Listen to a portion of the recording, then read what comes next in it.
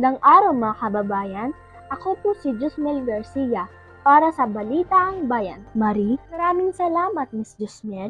Patuloy na nagdudulot ng ulan ang low pressure area sa Luzon, Visayas at Mindanao. Huling namataan ang LPA sa Sulu City sa layong 100 kilometers west-southwest ng Zamboanga City.